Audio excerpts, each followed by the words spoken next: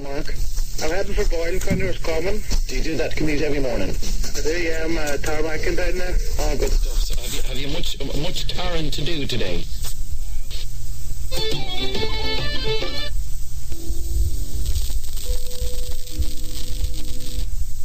He said that he's furious.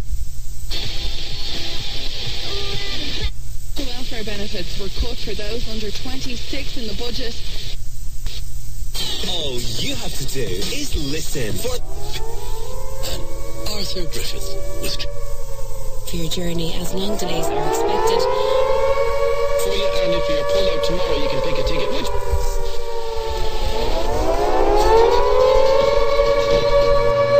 It has come to our attention that broadcast signals from your planet have degraded to the point that there's absolutely nothing on the radio but absolute rubbish. We apologize for the delay in our response.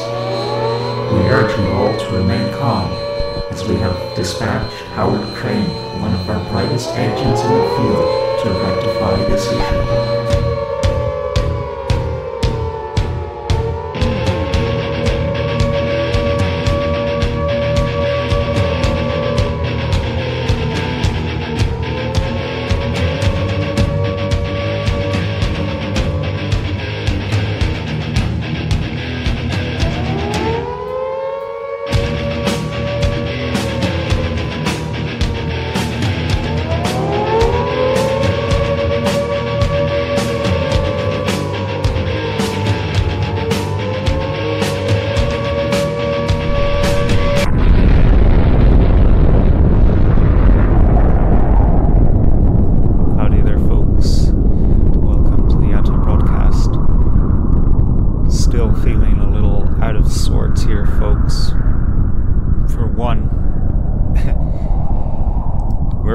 Show that's not on the radio anymore, at least not for the last 2 weeks, and at least not for another 2 weeks to come. EV Radio is still off air.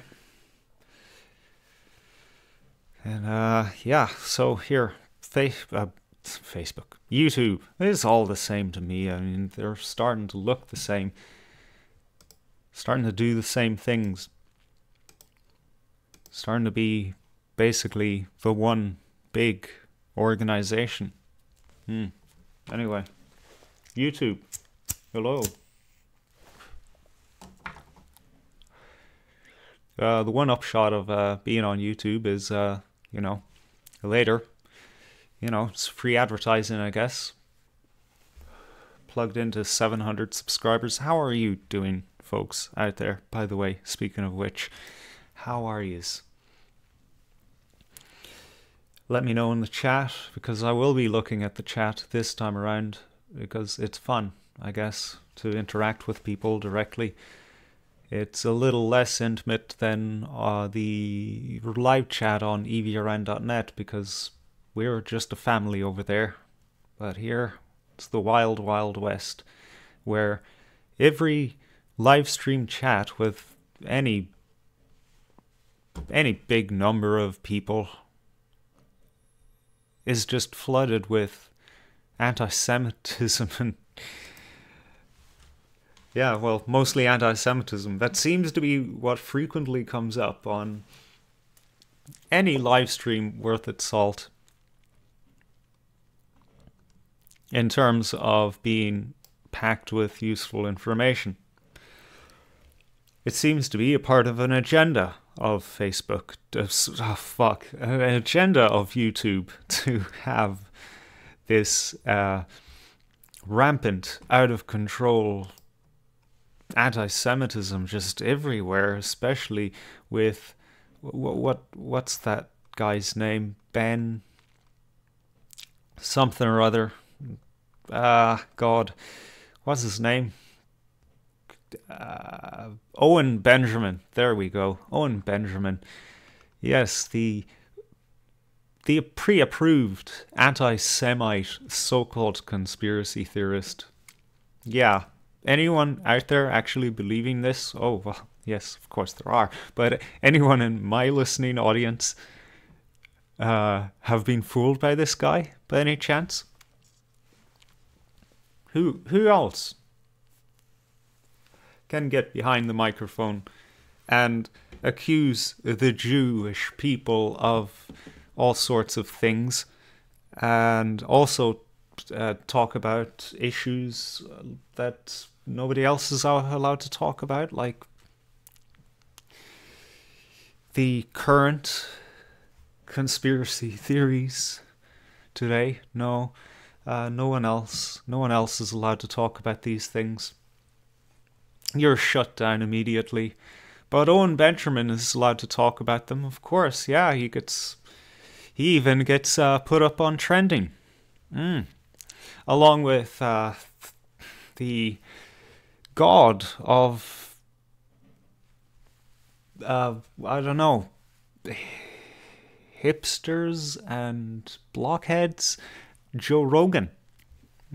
Gets to go on fucking YouTube, live stream. Keep making that mistake. Same. YouTube, Facebook. Who else gets to live stream to YouTube and do controlled substances, talk about controlled substances, talk about other crimes, and stay streaming? I know I can't. Can you? This is it. This is the new battlefield, folks. We are no longer able to talk about what truly matters. Maybe a few channels like, say, the one that I have, which I rarely ever broadcast to, but am forced to now that EV radio's off the air. Only then. But after a few thousand subscribers, you're getting into shifty territory. Like this certain thing that happened in New Zealand that I'm not going to get into detail about for, purposes of wanting to keep this live stream running. A certain YouTuber by the name of Jeff Censored, Supreme Lord Commander, he put in some good work there, folks, in dissecting that false flag, which it certainly is. And I don't know, what was it, 2 hours long. And they took it down within hours, because you're not allowed to even mention these instances in any kind of a critical way. Now, I have uploaded this video for your viewing pleasure. Yeah, it's 1 hour and 25 minutes. I'm going to put it in the live chat here, so that it's unlisted, okay? So that's why it's still up, and it's not named with anything obvious. Watch that.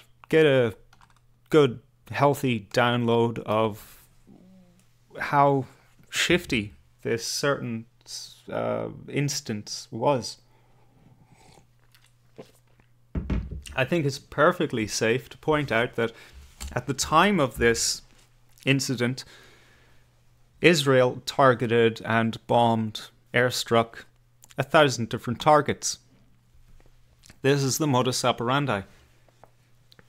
A terrorist attack just happens out of nowhere, and suddenly the media is all over it. There's no room in the live feed or the 24-hour news station for anything else other than, let's take an actual example. 2015, a bomb goes off in a dumpster in Brooklyn. Maybe, or maybe it doesn't. And suddenly, yeah, that's the main issue. But then, at the same time, an airstrike in Syria. Against a civilian target, by the way. Yeah. That's, look back through all of the attacks, so-called, and you will notice this pattern. So we can leave that aside and not discuss it at all. Let's just, pretend that these things aren't questionable at all, because that's the only way that you're going to survive if you find a home online. If you are given to express yourself online, you better not even suggest that something is up with the world that you live in. That's increasingly true. Just recently, this came out from InfoWars. A man in England was visited by the police for his comments online about Brexit. He was asked to mind his language. Even though the police, there is a video of this, the police attending admitted that he didn't actually break any laws. So yeah, there's that. Let me look through newsfeed, because look, it's been a long day. I've been preparing for a wedding on Friday, so I didn't have time to come prepared. I just have a good chunk of content here on my Facebook feed that I'm just going to go through. It's the way it is. That's the sermon for tonight. But I'm not going to talk about that thing in New Zealand. No, you can't talk about that. That's wrong. But we can talk about the New World Order agenda of veganism. They all want us eating a plant-based diet. They all want us to eat nothing but fruits and vegetables and grains. Maybe this is too powerful of a red pill for you right now, but I'm going to lay it out there anyway. Vegetables and fruits, they're poisons. You should already know the grains aren't good for you. In order to actually be digestible, and for you to get the nutrients out of them that you need, they need to be processed for a week or more. Particular beans, we all know this. Certain beans, like kidney beans, I believe, need to be processed in such a way. They need to be soaked to draw the poison out of them, basically. If you eat a raw bean of this variety, you will die. And that's what human beings have been doing for a while, is in times of scarcity of game, they will go and find food that is a bit iffy and then process it to the point that it's either not harmful whatsoever or only slightly a bit harmful, and then subsist on that, basically. And this goes for the majority of the plant kingdom. Plants don't want to be eaten. Plants can't walk away or run away from predators. They're stuck in the ground. Evolutionarily, they've figured out that the one good way of protecting themselves is to develop poisons. Poisons that only certain guts can actually break down, like, say, the gut of a ruminant animal. That's, I don't know, how should I compare this? Their guts are more like the engine of a rocket than compared to, say, a little beetle car. The human being being the beetle. We are severely underpowered and undermanned in terms of enzymes and microbiome population to break these things down. A lot of people, they can actually survive quite well with vegetables and fruits for a considerable amount of time because they have nutrient stores from when they were actually eating real food. And they have enough of a microbiome to actually deal with the crap that they put in their stomachs, to break it down, to shield their bodies from the negative effects of what they're eating.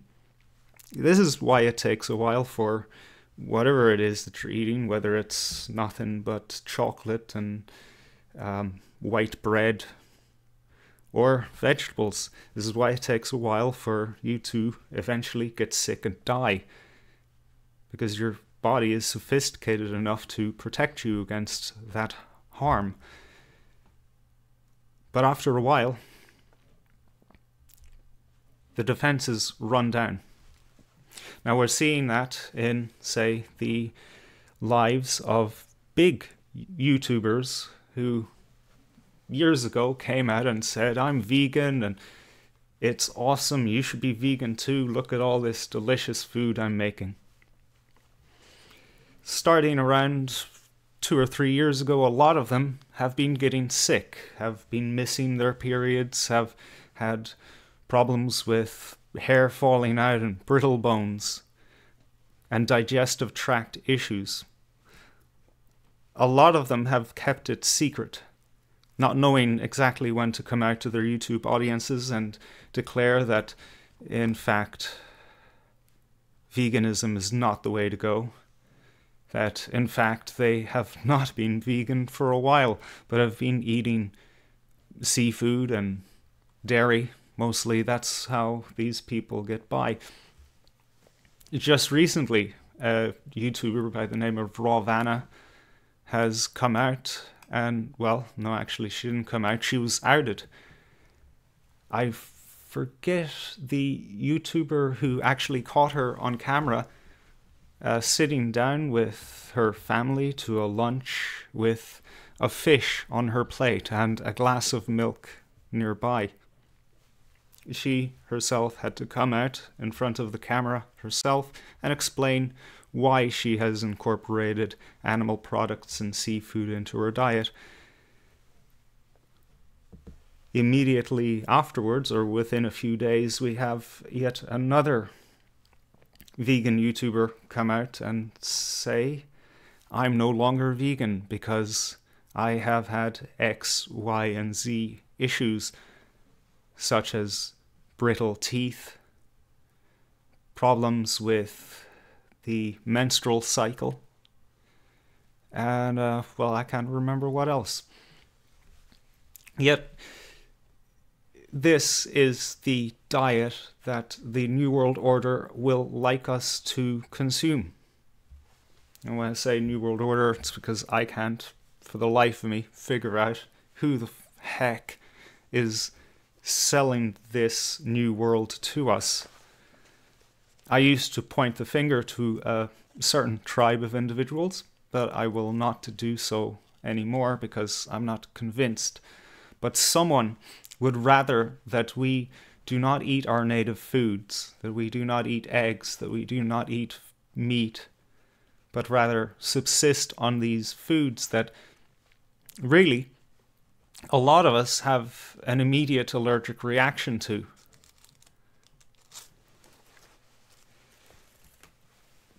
They have, a month ago, all came out at once.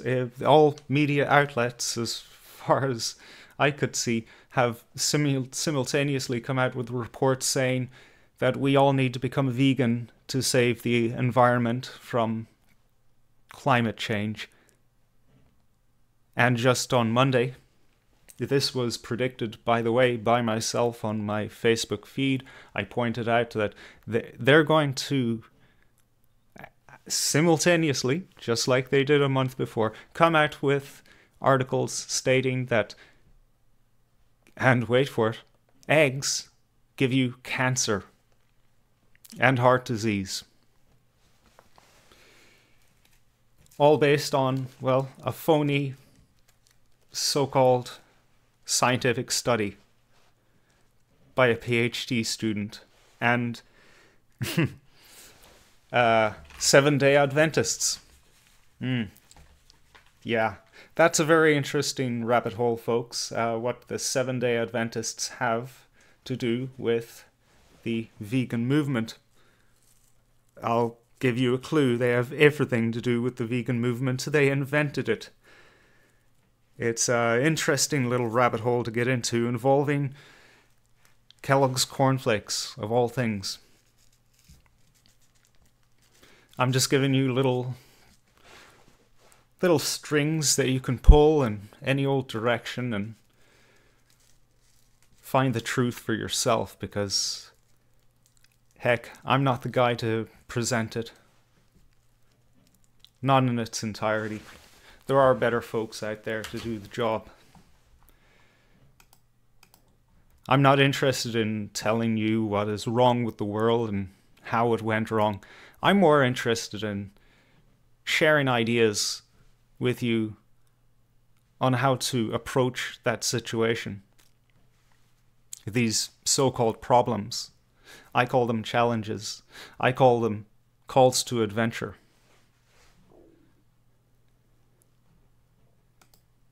Because this is what life really, truly is about, is finding the hero within.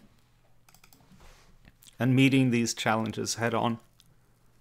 Inspiring others by our strength. Because the truth is that if the whole world wasn't controlled by some shadowy hand, and everything was rosy and nobody had trauma in their lives and weren't taking that trauma out on each other, then what would we do as humans? We would just kick back and sit on the beach all day drinking beers and not giving a care in the world. You know, like a lot of people are doing now, actually. We need these challenges. We need to recognize that they're a part of the world and not get destroyed by them. By that I mean destroy ourselves out of fear of them. Imagine that. Our enemy doesn't even need to do anything to us. We don't need the men in black to come around to our door and fire a microscopic needle into our neck and then we have a heart attack, or they don't need to use one of their satellites to beam radiation down in our house until we get sick with cancer. They don't need to assassinate us. We assassinate ourselves. We allow ourselves to be crippled by fear and hopelessness. And I speak from experience. I too, for longer than I care to mention, have been crippled by fear and hopelessness. And I see it everywhere. I see it all around me. I see it on social media primarily. The fear porn that we share constantly with each other. And I don't think anyone's immune to it. I think the only people immune to it are the people who have decided that they just don't care at all about anything. And they only just care about their own asses. I think that's the only inoculation against the gravity well that is fear porn. Because if you give into it for long enough, you too will find yourself thinking about nothing other than it and sharing it incessantly with your so-called friends on social media. It's a virus, and it's killing us faster than anything else that the New World Order can throw at us. Mark, I'm heading for Boyle Country. No, you fucking didn't. Sorry. I'm dealing with substandard technology here when it comes to playing tracks. Here is Aesop Rock with None Shall Pass.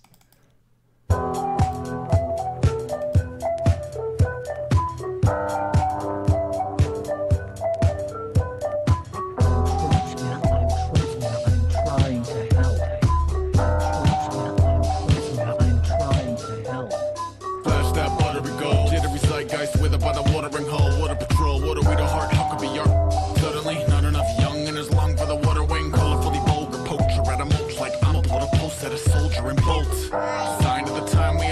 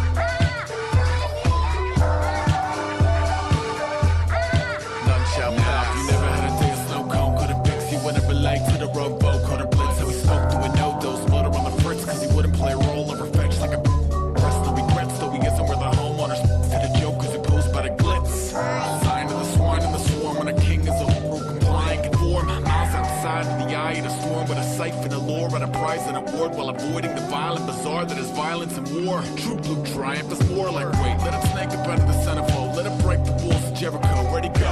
Sat where the old cardboard city folks swap tails with heads like every other penny. And I will remember your name and face on the day you were judged by the funhouse cast. And I will rejoice in your fall from grace when it came to the sky like none shall pass.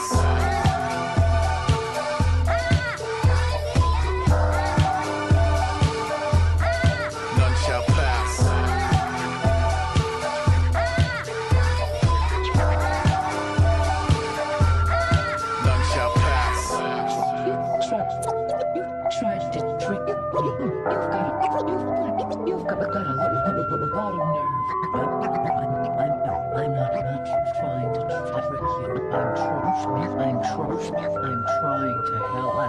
Okay, woke to a grocery list. Goes like this: duty and death. Anyone object, come stand in the way. You could be my little Snake River Canyon today. And I ran with a chain of commands and a jetpack strap with a backstab lands if I can. Sign of the vibe in the crowd. When I cut a belly open to find we'll climb out. With a bit of gusto, we must erupt to make a dark horse rush like enough's enough. It must have struck a nerve, so they hopped and bumped. The Lord of King's men flustering. And it's a beautiful thing. To my people who keep an impressive wingspan, even when the cubicle shrink, you gotta pull up the intruder by the root of the weed and march you through the machine. And I will remember your name and face on the day you were judged by the funhouse cast. And I will rejoice in your fall from grace when it came to the sky like none shall pass.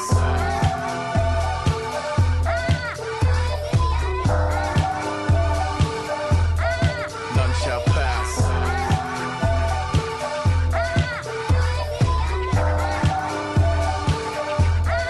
None shall pass. I'm trying to help. I'm trying to help. I'm trying to help.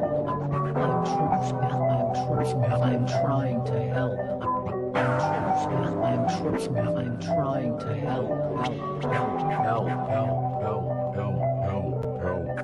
Average of egg and cholesterol consumption to every single person.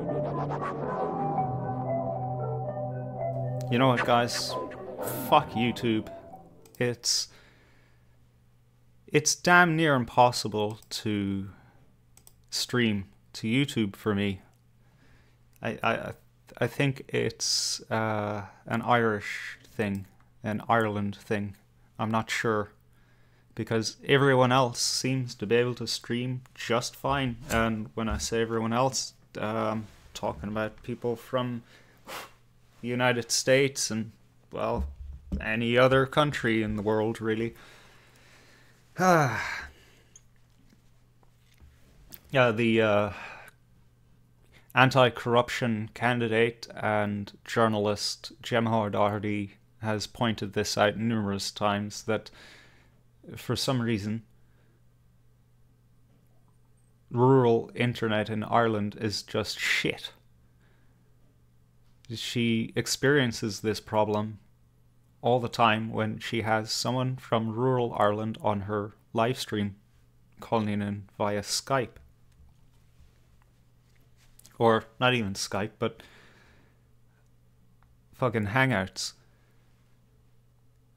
And I myself and a friend of mine have figured out that when we call each other, we have problems, but when either of us call, and talking about Skype here, call our friend in America, no problems whatsoever.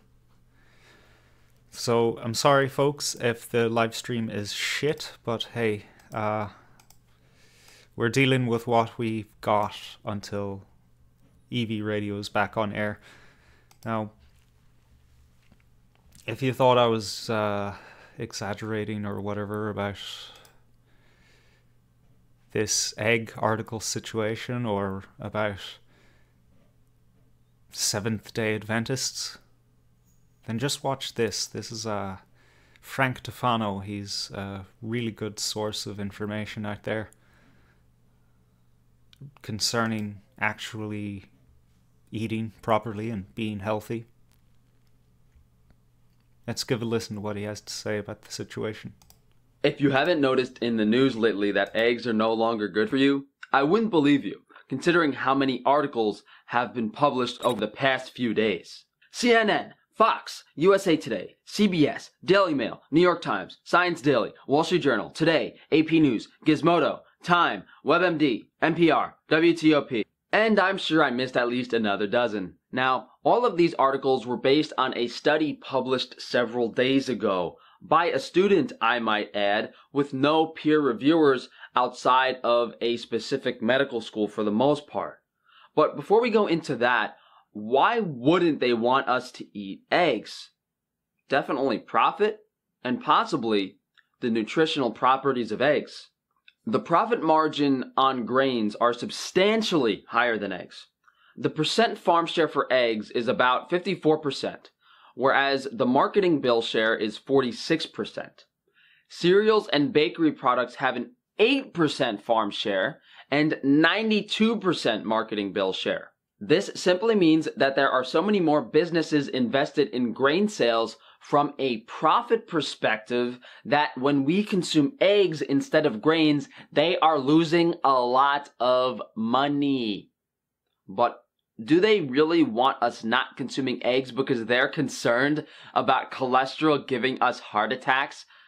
Well, I find that incredibly unlikely considering the profit of medicine, statins, getting people sick, and if people consume vitamins, they're not going to be so sick. Eggs are incredibly good for you.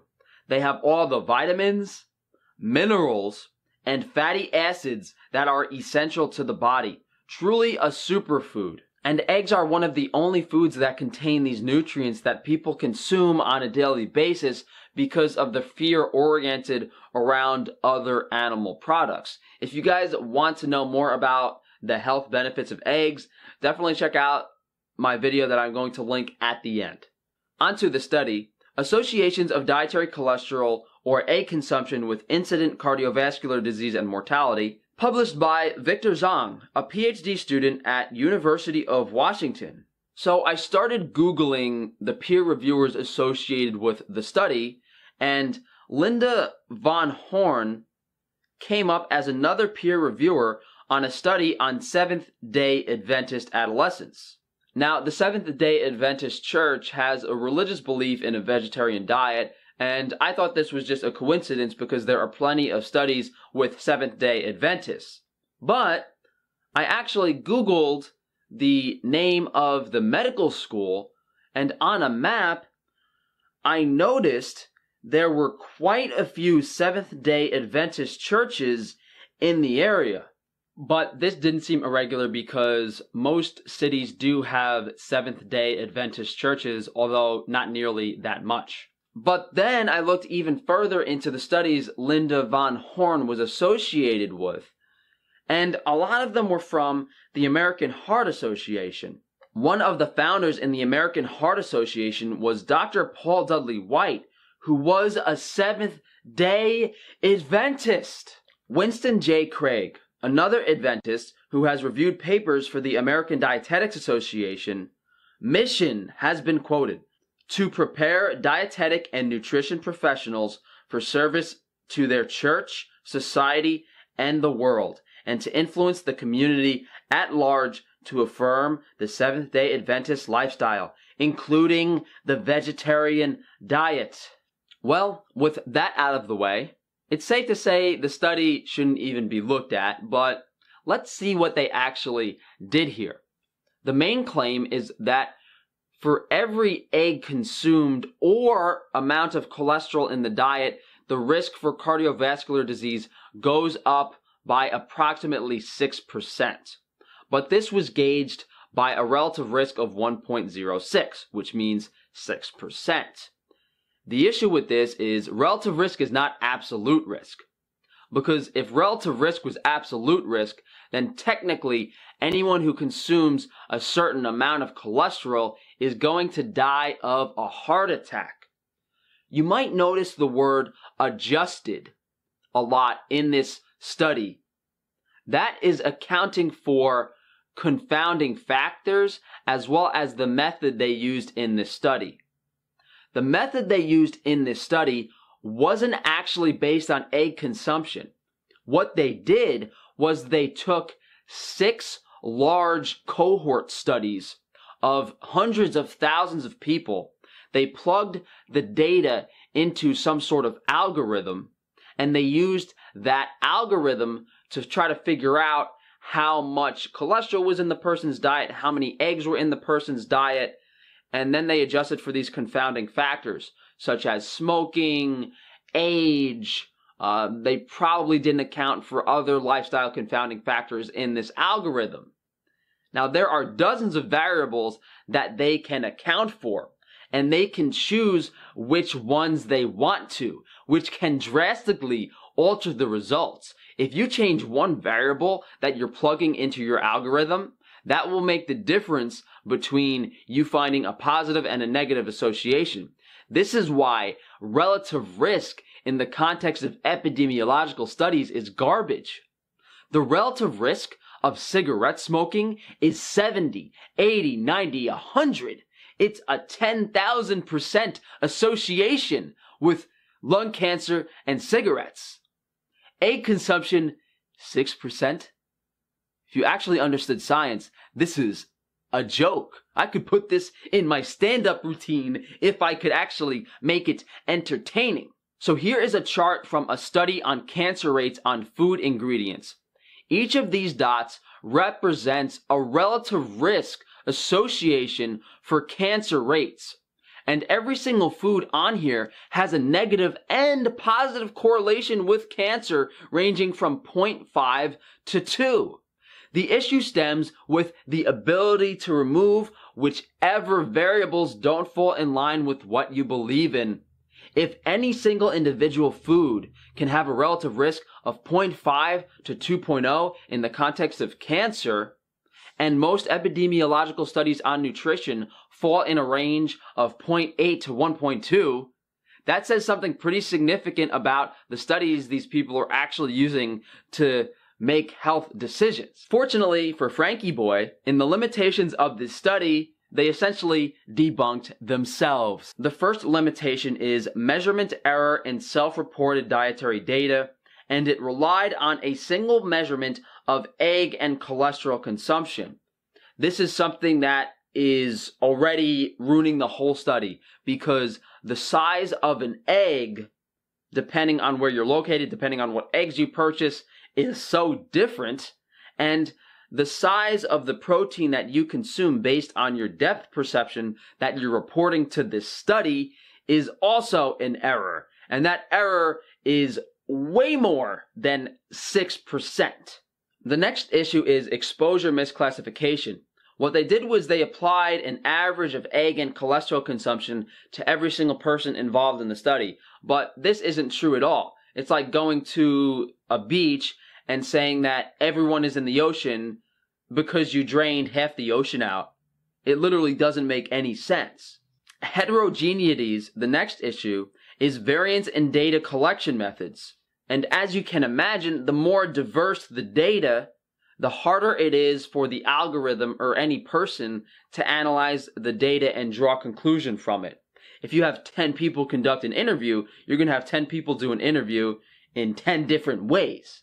Residual confounding was likely, which means they didn't account for certain lifestyle factors, such as sedentary activity, that could easily have changed that relative risk substantially. They also didn't have detailed cause-specific mortality. This means that they're just blanketing all the cardiovascular events from stroke to heart disease, whatever it may be, to cholesterol consumption.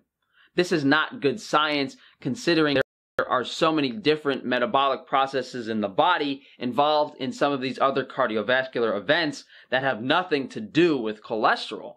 Different nutrition and food environments can debunk this study on its own. A standard American diet mixes fat and carbohydrates, which is not good for metabolism. It causes lots of oxidative stress through reactive oxygen species. This is because the body is running on a glucose-driven metabolism and fats are not getting metabolized. That results in more free fatty acids in the bloodstream. As you can imagine, more free fatty acids in the bloodstream make more fats prone to oxidation. The context, guys, is always standard American diet, bad. Nothing else really matters if you're on a standard American diet. You have to remove the foods that are an issue first. High carbohydrate, high fat, processed food, high omega-6, oxidating vegetable oils. That's enough of Frank's video to give you an idea of how this is just some bullshit. And a good expose of the Seventh-day Adventist involvement in not just this study, but multiple others. These people have a religious bias.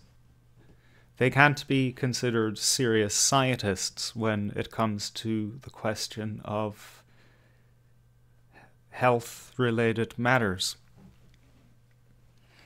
They literally think that the human being should be on what is known as the Garden of Eden diet, which is basically just stuff you can pluck off a tree or grow in the soil, such as vegetables and grains. They also noticed that if a person is subsisting on grains and vegetables, that they have no sex drive because of a lack of testosterone. This is true for both men and women, which is what they want. They want to stop us from having sex and masturbating because that's just bad, you know? It's wrong. You cannot waste your seed. As much as it's actually arguable that, you know, maybe we shouldn't be having loads of sex with random people and we shouldn't be masturbating on a frequent basis, it's still not a good idea to convince people with faulty science that they should eat stuff that will kill them. The ends do not justify the means in this regard. If you're worried about eggs, if you're worried about cholesterol, if you're worried about fat, I am going to be one of the many to reassure you that I personally have had no problems with eggs, with butter, with all sorts of dairy products and meat. They want you to think that meat is also cancerous and deleterious to the organs, including the heart. I've been eating a lot of fat in the past 5-6 years. I've been really going hard at it for about 2 years in a row, every day. I've been drinking bulletproof coffee, which is basically buttered coffee upgraded. Nice big slab of, 50 grams of butter in a blender with some coffee, tablespoon of MCT oil. Blend it up, drink that for the breakfast. Probably the best years of my life, I'll have to say. Now I can't get enough dairy, I can't get enough meat. My body has been working, it's been working better than it was in my 20s. This stuff is not harmful. What's harmful is, as Frankie Boy has pointed out, the standard American diet. There are actually things that we can do, folks, to feel better and simultaneously fight the system that is hell-bent on controlling us, controlling every one of our actions. It's been called by people, and I've come to call my actions rewilding. I'm rewilding myself. In the past few weeks, I've gone 99% carnivore. Meat and dairy, with the odd cup of coffee, by the way. I haven't felt more alive. Actually, it's more than alive. It's more than just energetic. It's more than just performance. I feel like a wild animal. I feel like a hunter, a predator. When I'm running on ketones, when I have a belly full of meat, nice red meat, or if I'm hours away from my next eating window. Gotta have an eating window. 2 hours, eat, fast for the rest of the day. Running on ketones. I feel like I could tear something up. I feel like I could run a minute mile. Tackle a gazelle to the ground. Rip it open and eat its heart. And you should feel that way too. That should be your mentality too. It doesn't make you bad. It just makes you a predator. Which is what we are, which is what we should be. Instead of this domesticated, zombie-like haze that we live most of our lives in. Because from that vantage point, there's no fear. You might fear something, but there's no general anxiety. Oh, the Illuminati is going to get me. Let me hide in a corner.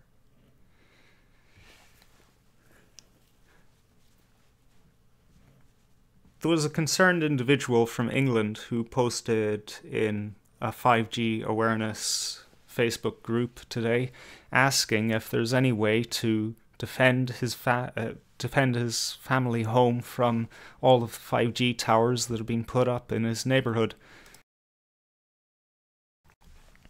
To give you an example of the general feeling in the group, someone posted simply the capital letters RIP. Some people came along with some good suggestions like shungite paint and shungite curtains. A fella came along with a pretty good set of instructions. I'll read it out quickly because apart from Wim Hof breathing, I don't know what that is.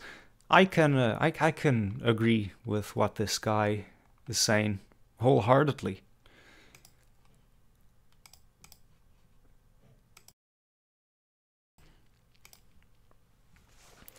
Wake up, warm bath, zinc, iodine, multivitamin, antioxidants, sometimes spirulina. Sorry, I have to say, don't touch spirulina. Make sure to only consume distilled alkaline water with no chems. Wim Hof breathing is good. Melatonin supplementation. People saying not to use it are just being silly. Make sure you stay away from stimulants like sugar and caffeine too. Also eating all your food in the form of high protein and fat in a 5-hour window at the end of the day, and then only drinking water until the next eating window helps produce ketones. He also suggests building or buying an orgone accumulator. All great advice, except for the spirulina. But, you know, like, this isn't good enough, people. You know, someone has to come along and say, it's fun to pretend we aren't all gonna die. That got a thumbs up. Someone came along and said, all this is great before 5G. Now I find myself arguing with this person about whether or not they've decided that they're just going to roll over and die just because 5G is being rolled out in their neighborhood. Supposedly, there's no point in taking any measures to defend yourself. But I say that these people are just living in a cloud, a mental cloud, perpetuated by their shitty diet and probably other lifestyle choices as well. Because when you actually eliminate the things that are poisoning you from your diet, many people report this. The brain fog disappears. You're sharper. with ketones running through your blood, you can actually make forward-thinking decisions, more natural, immediate decisions to defend yourself, to make yourself feel better.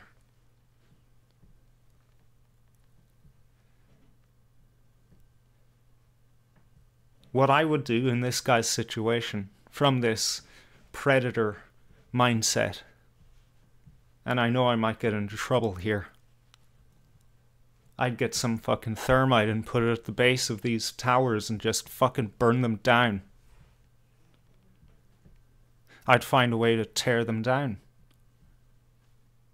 Fuck it. That's what an animal would do. Something in its environment is trying to kill it.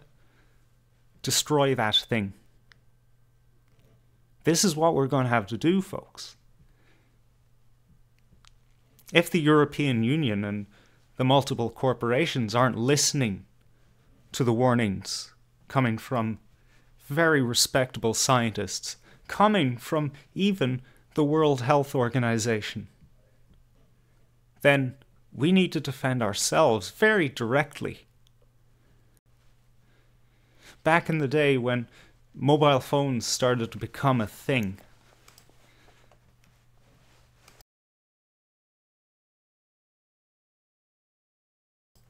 when 2G was becoming a thing, the people of the countryside or even the suburbs would go and pull down mobile phone masts. And then the company would come back and put it back up. And these country people will come out of hiding once again and tear the fucking thing down. Because they weren't as brainwashed as we are now today. They had clearer vision of what the fuck is going on. And they knew that they didn't want this beside their homes. They weren't bought by social media, by endless entertainment, by instantaneous communication with anyone else in the world. They could see an existential threat and they destroyed it. This is what we have to do. See, folks, I'm not here to tell horror stories about how we're all fucked and to further convince you that you're hopelessly fucked. I'm here to tell you that there are solutions. There are ways out. So take those ways out. Educate yourself. Empower yourself. What you do and what you eat and what you drink, what you listen to, what you watch, and what you say.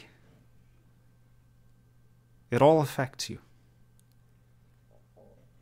It either makes you stronger or it makes you weaker.